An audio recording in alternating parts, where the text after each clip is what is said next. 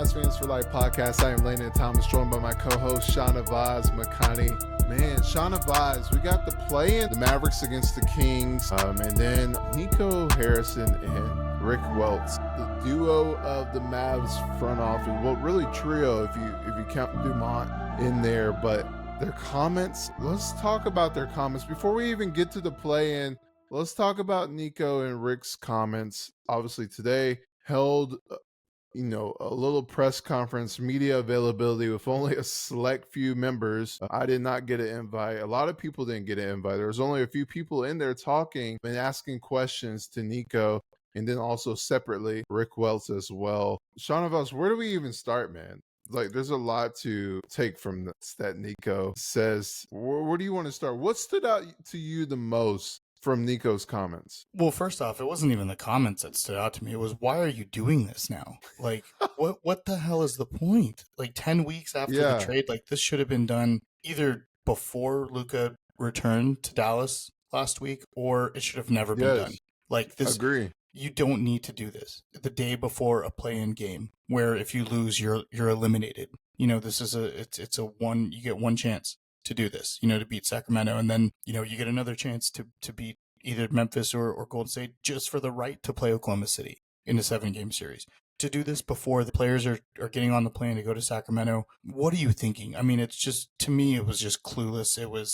It didn't make sense to me why you're doing this now. And then the comments made it even worse. I mean, it just, from Rick Welts, talking about the arena, which is, it seems like we know that's what he was brought in here to do, right? Is to get the new arena built for the Mavericks. And that was all good and well. A year ago when he was brought in, we were all excited about it because what he did in San Francisco to build the Chase Center. But to make a comment that this trade was akin to the Warriors trading Monte Ellis for Andrew Bogut is like, I don't understand. It doesn't make sense. Like, every time somebody, either it's Patrick Dumont or now Rick Welts or even Nico, especially Nico, every time they say something, it's like they're putting their foot in their mouth. And you're just like, there's no reason to say anything, like, it just shouldn't have never happened. And then you get the Nico comments of the doubling down, tripling down on defense wins championships, refusing to, kind of understand what this fan base is going through and what that I mean, you saw the reaction. You were at the game. I mean, when Luka was back, I mean, I've never heard a front office executive get booed that loudly or have that many people yelling fire. I mean, we've heard the fire Nico chants before, but national television, you could hear that. I mean, it was, and I'm sure it was louder in the arena too. And then Luka goes out and has, of course, a masterful performance that we all thought he was going to have. And then you come out and you say, you bring up these comments and you give no additional reasoning. You're really just stirring the pot again, and you're talking about, we're set up to win for the next 3 to 4 years. And it's the same stuff that we've heard. And so to me, it's like, why are you even doing this? Like, there's no additional reasoning. It's not like this is a press conference where you're like, you know what? He came back, he torched us, we made a mistake, but we're going to move forward. We're going to build around Kyrie and AD. We're going to bring a championship back to Dallas. Like, we're going to do what we need to do. No, you're just doubling down on the reasoning and you're not providing anything else. So it just infuriates the fan base even more. It's like every time we have a chance to move past it, somebody opens their mouth and somebody says something again. And it's like, at this point, you just, you and I have talked about it. What's done is done. We both are in agreement on that. We both understand that. But it's every week something's happening and it just brings back those feelings. And I get it. I get the anger and I get the distrust with this front office now, and to call out the fans and to say that, if Dirk, calling out Dirk, and I know that was a question brought up by another media member, but to bring Dirk into the conversation and then call out, saying the thing that really bugged me the most was saying, his comment about, I don't care about the fans, or not necessarily I don't care, but I'm not doing this for the fans. I'm doing this for the Mavericks organization.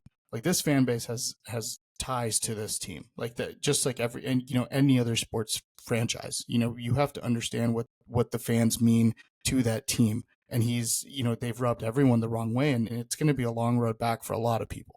And these comments don't help, having these pressers and making these comments every 2 weeks, every 3 weeks, it's not helping the situation at all. Yeah, there's no need for the press conference media availability at all. Obviously, we agree it was a bad trade, but if you're going to make that type of trade, you got to stand on it. So I do, think that he has to let it work out. Like if this is how this is his stance, he has to just stay quiet and just wait till this team is healthy. Because that is the only chance that you really have to show people that, hey, I was right. You can't just go out there and talk about it. You got to show it on the court. And that's why I think he should just say nothing.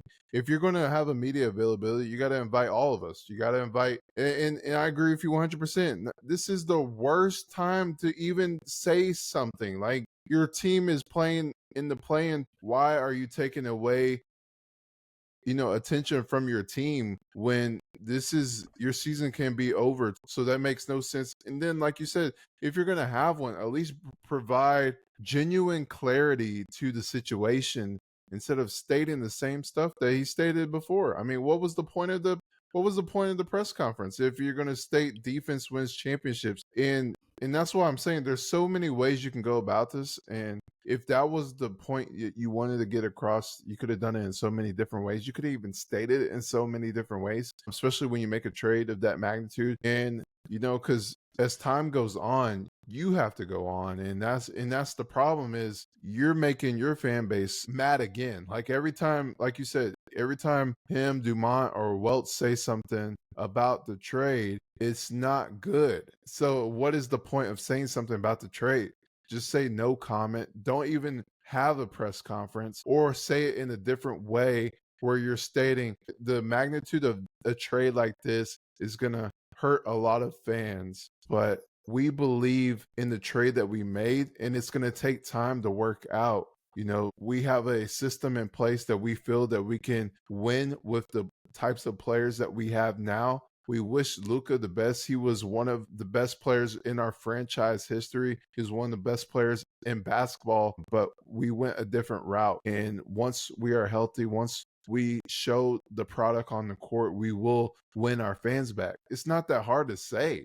It's really not that hard to say. And this is something that could have been done in the end of season interviews. If you're not going to do it like the Luka return game, like you said, then you do it in the end of season interviews, and then you go off to the off season and try to get better. This is a horrible time. Nico has to just stay quiet, or he has to, really provide genuine clarity to the fans. You're making the fans your enemy. And then also your minority owner, Mark Cuban, is not helping either, because he's saying all these things with the fans. So he's still the owner. And I don't get that either, because yes, he believes the stuff he's saying too, but he also hired Nico. He also sold the team as well. So there's just a lot of things going on, and I think they need to have a meeting. I don't think they're talking. I think Nico and the ownership group needs to talk to Mark Cuban as well, and everyone gets on the same page, because it's just a mess when you actually have a group, when healthy, that can be really good, but you don't want to have mess every single week, every single month, and that's what you're getting. Yeah, and the whole Cuban thing, I mean, I feel like Mark is coming out primarily because he's being attacked for a lot of this stuff, right? Like he's being thrown under the bus, he's being blamed, and look, he is the one who hired Nico. You're absolutely right. Depends on your, everyone's got their level of anger and resentment towards Mark Cuban for selling the team to the Dumonts and to the Adelson family, and for hiring Nico. But you can go back and say, well, why did Ross Perot Jr. sell it to Mark Cuban? This would have prevented stuff like that. It's kind of ridiculous in my mind to blame Cuban, as much as people are. But I agree with you. I think in from all accounts, it seems like Dumont and Nico are shutting Mark Cuban out. So, that whole meeting of them happening, I don't even know if they want that to happen, because they're, he's just a fan now. He owns 30% of the team, but he's not involved in basketball decisions. He's just a minority owner who is a fan at this point. I don't know if they'll listen to him. I know he's said that he has, nothing to do with you, from a basketball standpoint with the organization. Dirk doesn't have anything to do with the basketball team, from that standpoint. And this whole doubling down on defense wins championship. I mean, the Mavs had the second best defense in the league after getting PJ and Gafford last year. So it's kind of like, I understand who Anthony Davis is, and I think, you're right. I think when this team is healthy, they're going to be formidable. And I think the Kyrie injury, especially, just kind of worst time. Yeah. Right. Like worst time. Because you let those guys mesh a little bit. Who knows if the Mavericks are even in the play-in, right? Maybe they're a 6 seed. Maybe they're able to move up. Some of those losses that they had at the end of the season, maybe those are prevented. And then you're talking about the Mavericks potentially playing a Denver team that's going through their own struggles right now. So I think the injury stuff you're absolutely right. I think that plays a lot into this, and I think we would have seen it maybe a different reaction. I know people are still upset and rightfully so, but I think if this team was fighting for a championship, you'd see something different. And now next year, it's really going to depend on the offseason, right? Because you're not getting a healthy Kyrie until later in the year. And so really, what are the moves? If you're going to do this and you're going to say, we're going to double down on defense, let's see what those moves are in the offseason. Now you've got to put a team around Anthony Davis. Does that mean getting rid of a Derek Lively? Does that mean getting rid of a Daniel Gafford, PJ Washington, Clay? You've got to go in and reassess your entire roster and build around for the next 3 years. You've got to build around that one guy, in Anthony Davis, and you've got to put the best team possible to be able to win any type of loyalty or any type of gratitude back from this fan base. Yeah, I agree with you. I think, and I also agree with Nico. To be honest, I think winning cures. It does cure if they come back next year.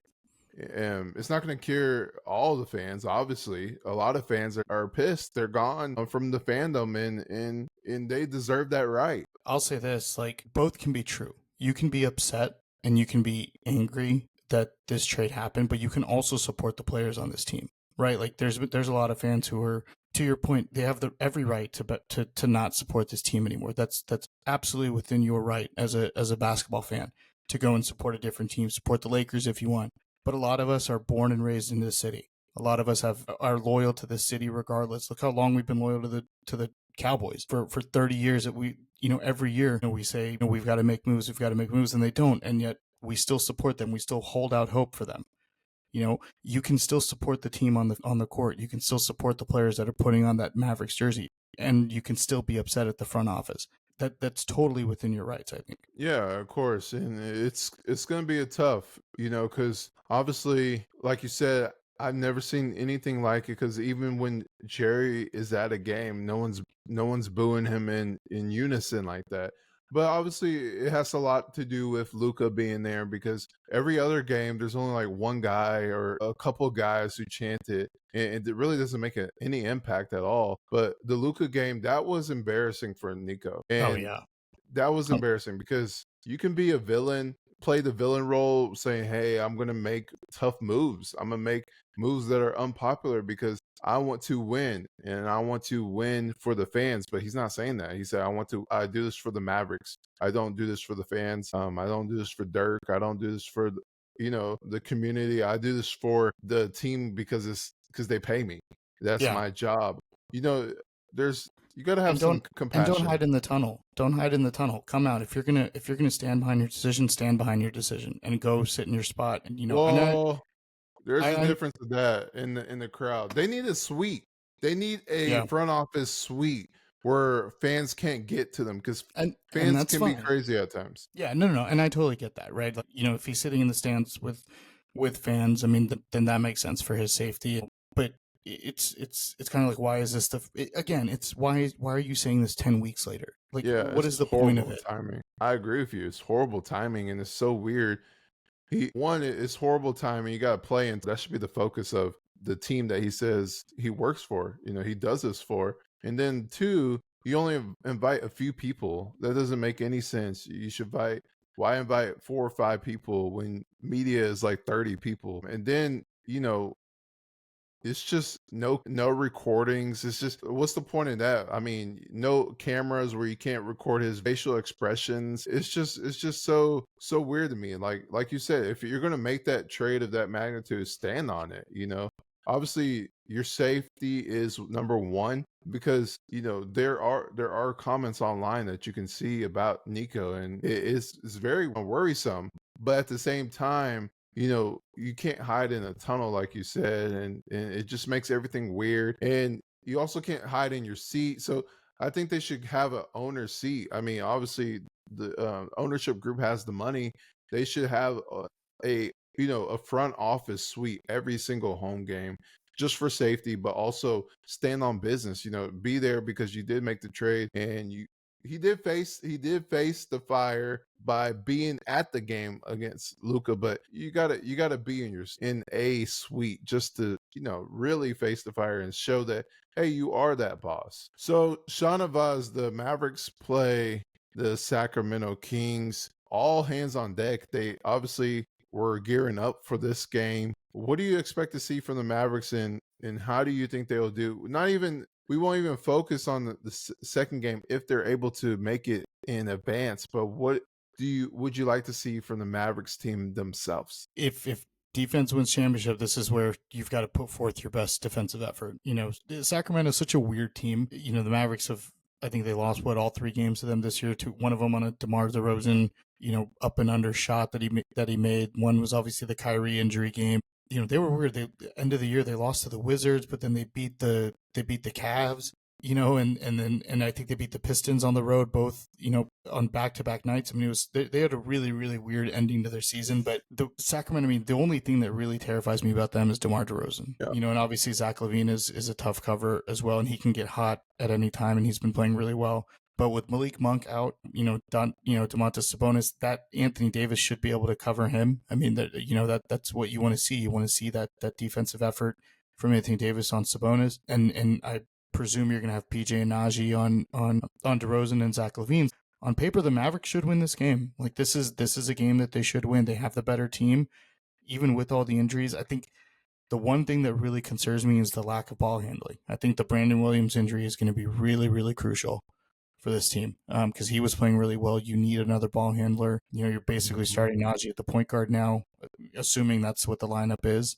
You can't really trust Spencer Dinwiddie at this point. You can't really trust Jaden Hardy at this point. So really, there's 8 guys maybe that you trust to go out and win this game for you. So it's going to be a tough one for the Mavericks. And then emotionally, with all this stuff that happened today, how is that going to come into effect? Or do they, you need your leader to step up. You need Anthony Davis and Klay Thompson to step up and, rally the team around them and get them ready to play this game, regardless of, what's going on in the media and kind of the outside world. They need to shut all that noise off, go in, get ready for this game. And that's a tough crowd. We remember the Light the Beam year a couple years ago. Klay is 0 for 10 last year in the play-in against Sacramento, his last game as a Warrior. So there's a lot of story arcs behind this.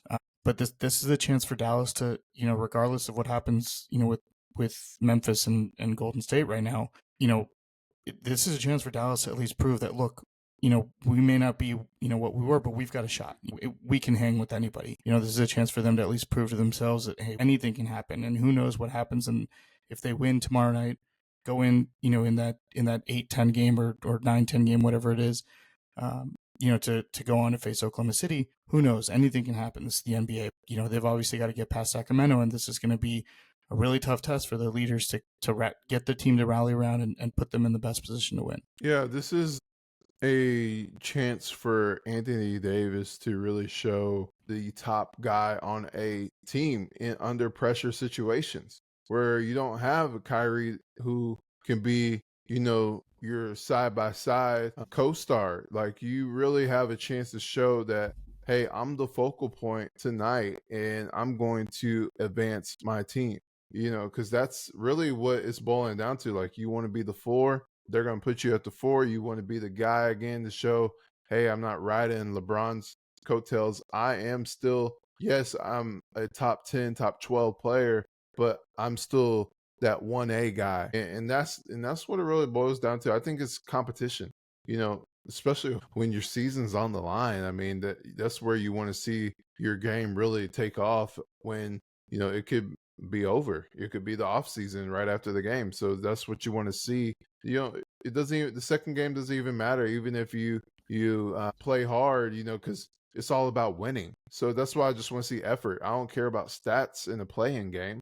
You really want to just see effort and really the players fighting for each other. You saw it last game, but look who they were playing. When I'm talking, I mean, not last game. Last game, everybody was playing the Raptors. But look who they were playing. Going up against a team like the Grizzlies, like, that's when the lights are on. when you're playing a good team. And that's what I want to see. I want to see Kid make adjustments. I want to see Anthony Davis have those same stat lines that he has against those bad teams, against the team that they play tomorrow night. So I want to see Anthony Davis really show that, hey, I know y'all are sad about Luka, but I'm about to carry this team. And he's shown flashes of that, but you want to see it consistently. Yeah, and I think this is going to boil down to Klay Thompson and Max Christie, because Yeah, if Sacramento starts doubling Anthony Davis when he's in the low post, I think we've seen it a few times throughout the season. We've seen it when he was with the Lakers too, and LeBron was out.